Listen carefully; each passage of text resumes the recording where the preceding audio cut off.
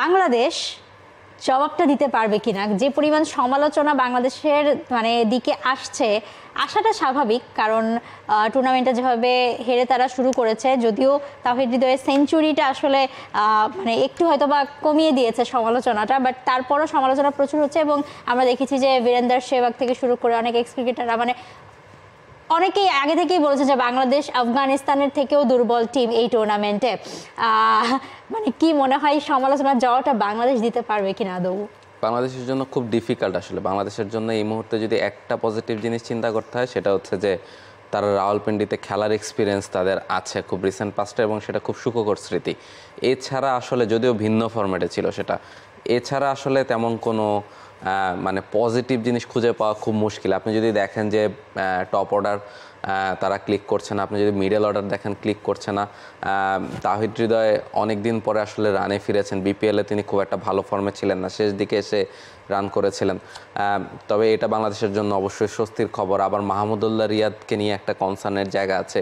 রিয়াদ ফিরলে আপনি কাকে বাদ দিবেন সেটা নিয়ে একটা কনসার্নের জায়গা আছে। আবার মুস্তাফিজ যেভাবে পারফর্ম করছেন, তাকে আপনি ড্রপ করতে হয় কিনা সেটা নিয়েও ব্যাপার, কারণ আপনি নাহিদ রানাকে বসিয়ে রাখছেন। সব মিলে আসলে বাংলাদেশ দলের একটু এলোমেলো অবস্থা। যদিও আমরা বলি যে ওয়ানডে ফরম্যাটটা আসলে বাংলাদেশের প্রিয় ফরম্যাট, তবে আমার কাছে মনে হয় এটা আসলে আরও 5-6 বছর আগের ঘটনা। এই মুহূর্তে আসলে আমার কাছে আপনি যদি রিসেন্ট পারফরমেন্স দেখেন, মনে হয় না যে ওয়ানডে ফরম্যাট বাংলাদেশের প্রিয় ফরম্যাট। আপনি ওয়েস্ট ইন্ডিজের বিপক্ষে সিরিজটা দেখেন, এর আগের সিরিজগুলো যদি দেখেন, ওয়ানডে ফরম্যাটে কিন্তু বাংলাদেশ রিসেন্টলি সেই 2019 ওয়ার্ল্ড কাপের পর থেকেই সেভাবে ভালো ক্রিকেট খেলতে পারছে না, ওই 16-17 পর থেকে। বরং টি-20 কিংবা টেস্ট ক্রিকেটটা আপনি দেখেন, আমার কাছে মনে হয় যে বেটার ক্রিকেট খেলছে। ফলে আমার কাছে মনে হয় যে ওইটা আসলে ভুলে যেতে হবে যে ওয়ানডে ফরম্যাটটা আমাদের প্রিয় ফরম্যাট। এবং এই জায়গাটা থেকে যদি আবার সেটা আপনাকে জোর দিয়ে বলতে হয়, এই সামনের 2টা ম্যাচ আপনার জন্য খুব গুরুত্বপূর্ণ, এবং সেটা নিউজিল্যান্ড এবং পাকিস্তানের বিপক্ষে, পাকিস্তানের ঘরের মাটিতে। ফলে খুব ডিফিকাল্ট আসলে বাংলাদেশের জন্য। যেটা বলছিলেন যে বাংলাদেশের জন্য এখন ওয়ানডে ফরম্যাটটা যে পছন্দের ফরম্যাট, এটা আসলে আমার মনে হয় একটা মিথ হয়ে দাঁড়িয়েছে এখন। যে অবস্থা, আমরা লাস্ট ইয়ারে যদি দেখি যে বাংলাদেশ ওয়ানডে ম্যাচ খেলেছিল কম, কিন্তু সেখানে আবার জেতার হারটাও কম, তুলনামূলক পারফরমেন্স। এবং একেবারে লাস্ট ওয়েস্ট ইন্ডিজের সঙ্গে সিরিজ হার, হোয়াইট ওয়াশ, সেটা খুব বাজেভাবে হয়েছে। এবং পাকিস্তানে খেলার এক্সপিরিয়েন্স রাওয়ালপিন্ডিতে রিসেন্ট পাস্টে আছে, কিন্তু সেটা ভিন্ন ফরম্যাটে। টেস্টে তারা খেলেছে, এখন কন্ডিশন হয়তো বা তারা বুঝতে পারবে, কিন্তু ওয়ানডে ফরম্যাটে এবং যে পরিমাণ রান হচ্ছে পাকিস্তান আমরা দেখতে পাচ্ছি শুরু থেকে এই টুর্নামেন্টের। শুধু এটাই না, টুর্নামেন্টের আগে ট্রাইনেশন যে সিরিজটা হয়েছে সেখানেও আমরা দেখতে পেয়েছি।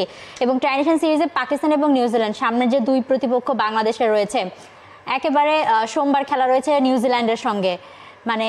নিউজিল্যান্ড যে ফর্মে রয়েছে, এটা তো আসলে ভয় ধরানি আরও বেশি, কারণ পাকিস্তানকে ট্রাইনেশন সিরিজে হারানো, সেইটার ফাইনাল জেতা, পাকিস্তানের মাটিতে, তাও আবার সাউথ আফ্রিকা পাকিস্তান 2 দলকে হারিয়ে তারপর তারা ট্রাইনেশনের ফাইনাল জিতলো।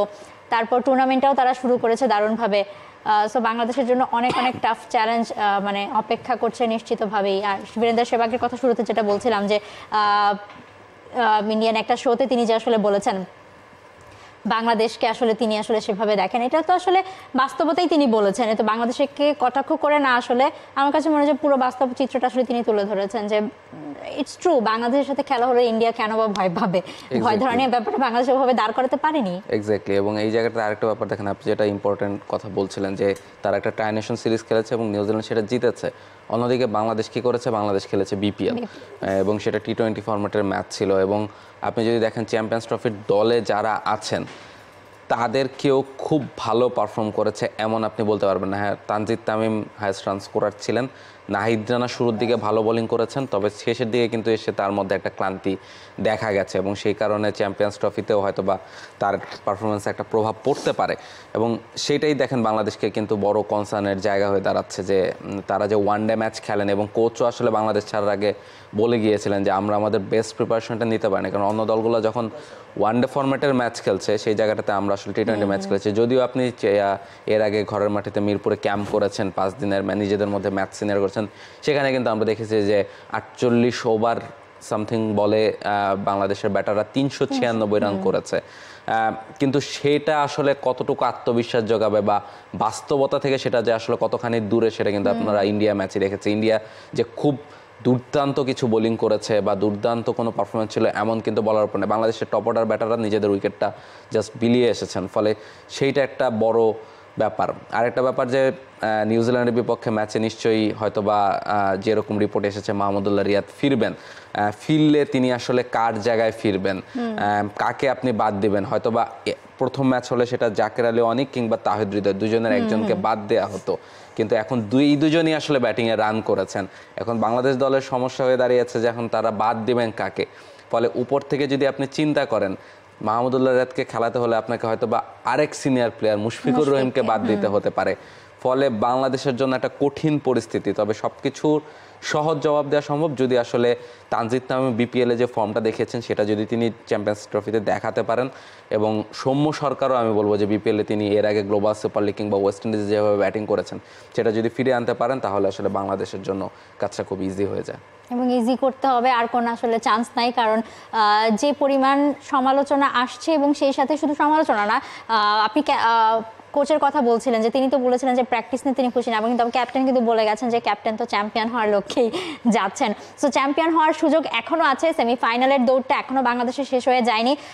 তবে স্কোয়াড সাজানো থেকে শুরু করে সব কিছু আসলে বাংলাদেশের বিপক্ষে কথা বললেও এখন আসলে আশা ধরে রাখতে হচ্ছে যে দেখা যাক পাকিস্তানে আসলে শুরুটা কেমন হয়। দুবাইয়ে তো ভালো যায়নি, পাকিস্তানে আসলে কেমন হতে পারে নেক্সট ম্যাচটা, বাংলাদেশের সমালোচনার জবাব তো আসলে দিতেই হবে।